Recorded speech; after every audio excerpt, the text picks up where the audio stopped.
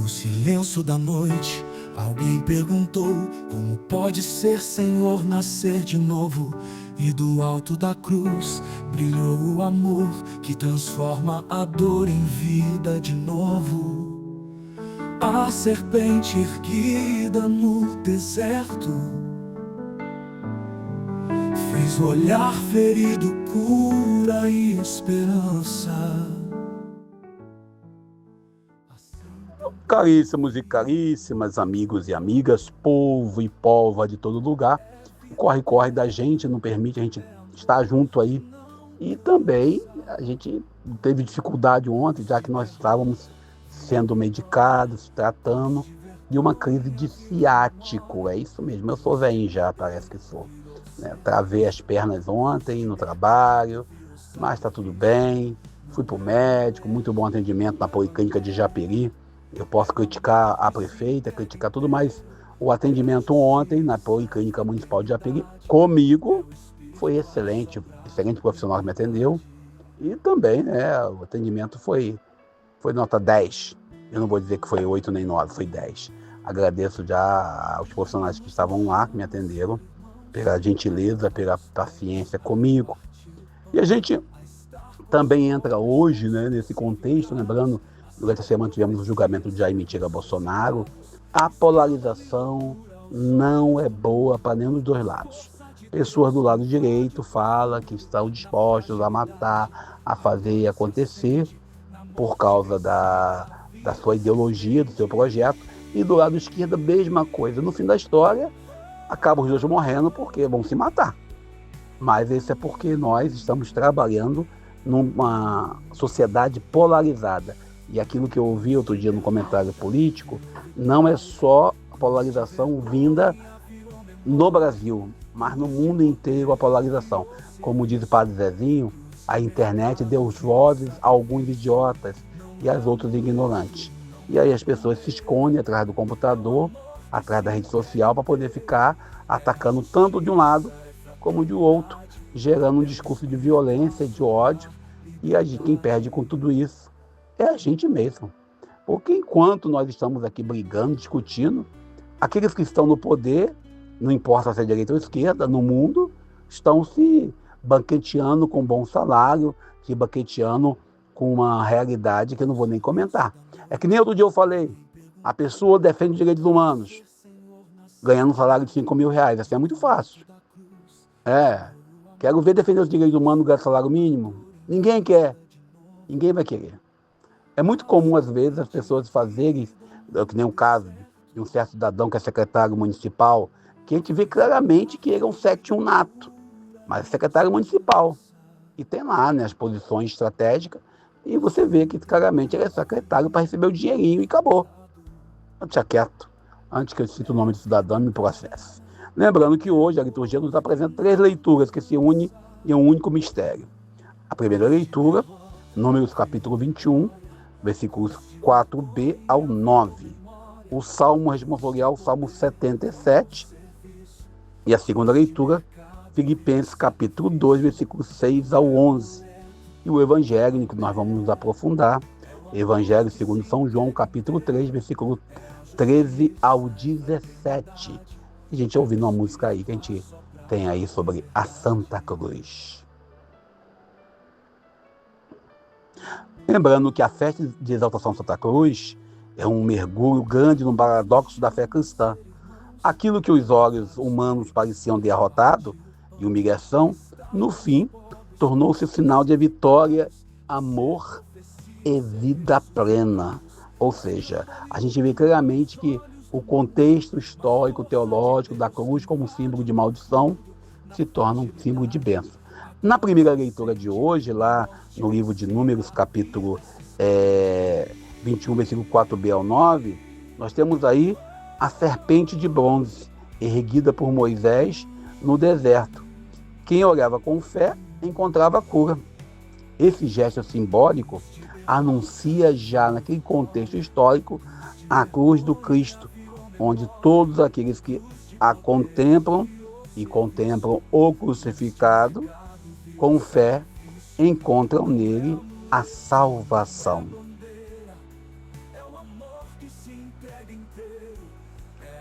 E essa salvação não é qualquer salvação, é a vida nova trazida e inaugurada pelo Cristo. Na carta aos Filipenses hoje, que a gente está lendo aí, a gente leu na liturgia, quem não foi na missa ainda, mas quem for na missa, Filipenses 2, versículos 6 ao 11, a gente vê claramente que Paulo nos apresenta o hino do esvaziamento. O Cristo, sendo Deus, não se apegou ao ser divino, mas fez-se servo obediente até a morte, e a morte cruenta na cruz. E justamente nessa entrega radical, nessa sua doação plena, que Deus exaltou e manifestou o nome de Jesus acima de todo nome. O amor que nos fortalece, que nos enriquece e que nos ajuda a crescer.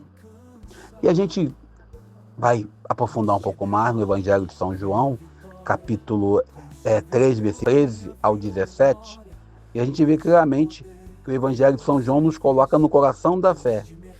Deus amou tanto o mundo que deu seu Filho único, para que todo aquele que nele crê não pereça, mas tenha a vida eterna. A cruz que nós conhecemos, a cruz do contexto bíblico, ela não pode ser vista como uma derrota. De fato, a cruz tem como função a revelação do momento em que Deus transforma um símbolo maldito em bendito e transforma o caminho da gente em salvação, graças à entrega, amor filial de Jesus de Nazaré. Essa festa de exaltação a Santa Cruz, essa festa nasce no século IV, ligada à dedicação da Basílica de Santo Sepulcro de Jerusalém. Após a descoberta da cruz por Santa Helena, mãe do imperador Constantino, mas a igreja não celebra a cruz como objeto, e sim como uma memória viva do mistério pascal. A cruz é escândalo para muitos, é loucura para outros, como dizia Paulo. E a cruz também era um símbolo máximo da humilhação no Império Romano, reservado aos escravos, aos criminosos subversivos. E proclamar um crucificado como Filho de Deus, certamente no contexto da época, é uma inversão radical de toda a lógica social. Mas, atenção, ao longo da história, a cruz também foi manipulada, usada em conquistas coloniais. A cruz, na posição de pé, representa para nós cristãos um objeto de devoção, de oração, usada como exemplo de fé. Mas ela de cabeça para baixo, nas mãos dos opressores, se torna uma espada. Usadas pelos conquistadores nas colônias, também nas cruzadas, os nacionalistas extremistas com discurso de poder. E hoje ainda vemos cruzes em palanques políticos, em campanhas que falam Deus acima de tudo, em campanhas que usam o discurso religioso, que usam a cruz como um símbolo para as suas batalhas pessoais. Cruz que vai ser de exclusão, símbolo de um mercado religioso, símbolo de uma traição ao Evangelho. Pastores e padres, bispos e diáconos, leigos e outros mais, que ocupam a sua fé em anunciar uma cruz que está longe do projeto de salvação. A cruz de Cristo não é bandeira de poder, nem tampouco amuleto contra o sofrimento. Ela é memória de entrega gratuita, denúncia contra o sistema que mata Ela é solidariedade com todos os crucificados de hoje e de ontem. Crucificados, pobres, excluídos, os indígenas, os negros, as mulheres sobretudo que sofrem a violência, que têm seus filhos jovens assassinados, seja pelo poder paralelo, seja pelo poder do Estado. Jovens sem futuro que vivem a cruz do desemprego. Papa Francisco recordava que a igreja deve ser a casa aberta para todos. E o Concílio Vaticano II nos lembra que o ser humano só se realiza no dom de si se estiver a serviço. A cruz é a chave desse caminho. O amor que se faz serviço. E do ponto de vista ainda humano, todos nós carregamos cruzes, dores, perdas, lutos, fracassos. Mas o grande convite de Jesus é transformar a cruz em caminho de vida. Quem quiser vir após mim, renuncie a si mesmo. Tome a sua cruz e siga-me. Carregar a cruz não é buscar o sofrimento, mas é dar sentido pleno às dores da vida. É dar sentido pleno à história de uma vida, às vezes, na dor. É transformar aquilo que dói, aquilo que nos faz sofrer, numa realidade que nos faz amar mais a Deus. No contexto histórico dos povos indígenas e os povos africanos, que reinterpretariam a cruz como um símbolo de resistência. Nos quilombos e nas aldeias, a cruz não era a marca dos decolonizadores, mas sinal espiritual, ou como aconteceu no ano 2000, quando foi devolvido para os católicos cristãos os símbolos dizendo: olha, tomem de volta, que para nós também representa a morte. Caríssimos e caríssima, a festa da exaltação de Santa Cruz é, portanto, memória e profecia, memória de amor de Deus, memória de quem se entregou por nós. É uma profecia da denúncia contra todo o sistema que continua a matar, a crucificar os pequenos.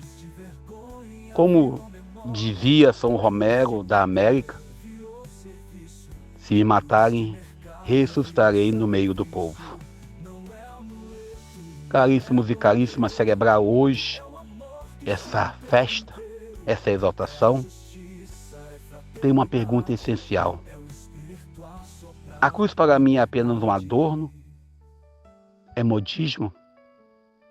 Ou é abraçar um critério da vida? É apenas um símbolo para carregar no peito?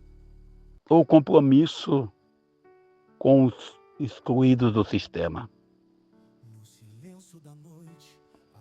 A cruz de hoje é uma cruz que deve nos levar à exaltação.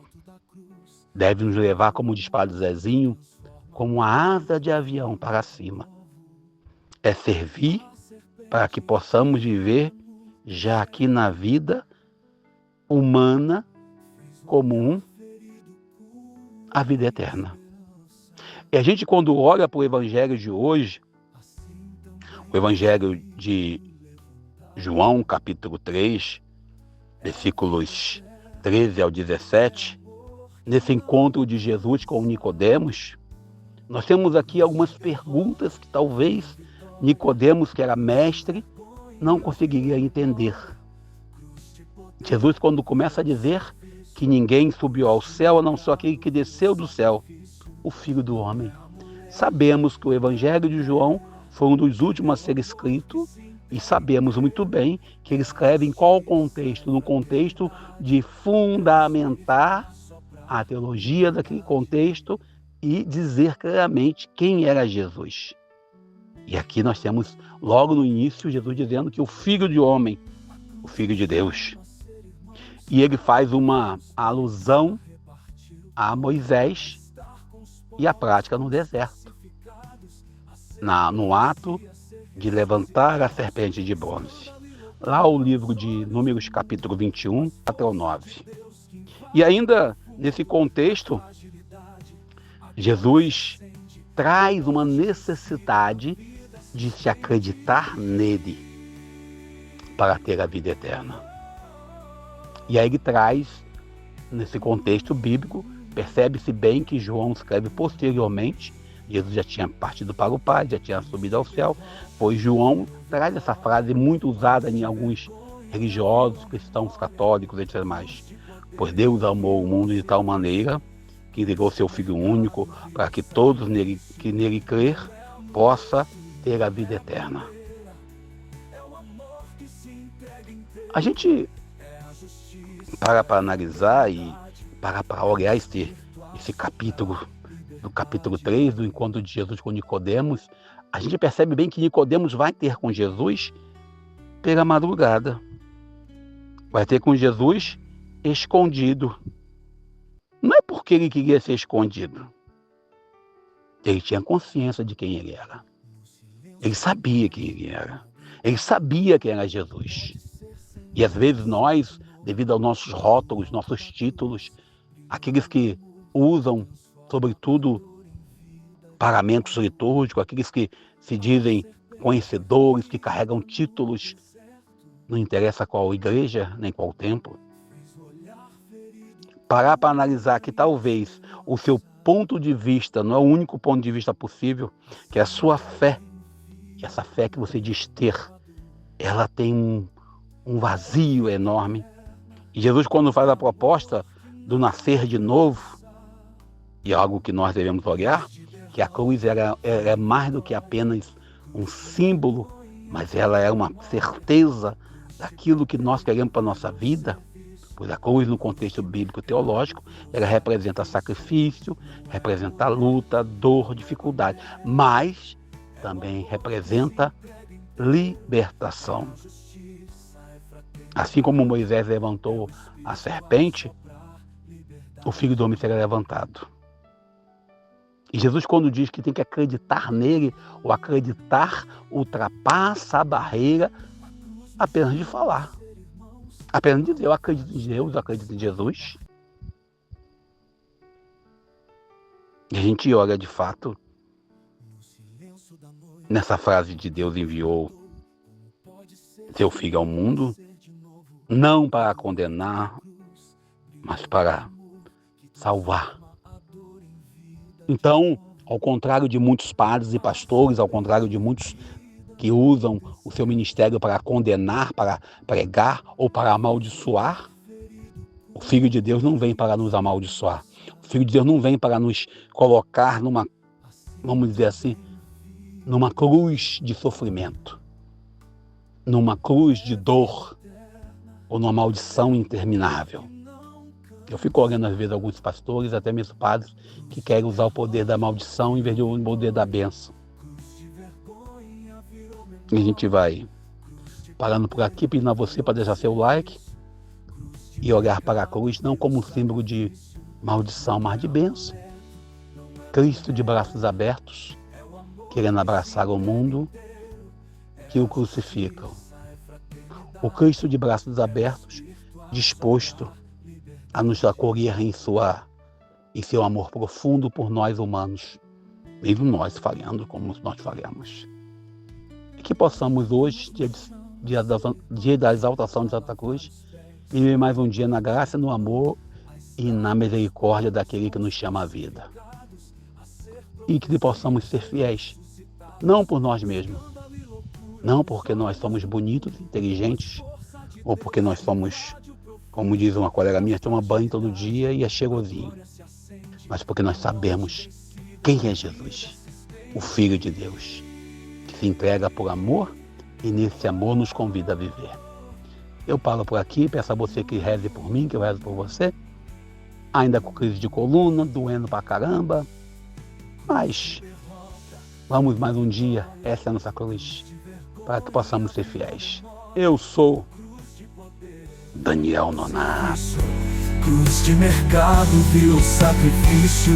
Não é amuleto, não é bandeira. É o amor que se entrega inteiro. É a justiça, é fraternidade. É o Espírito a soprar liberdade.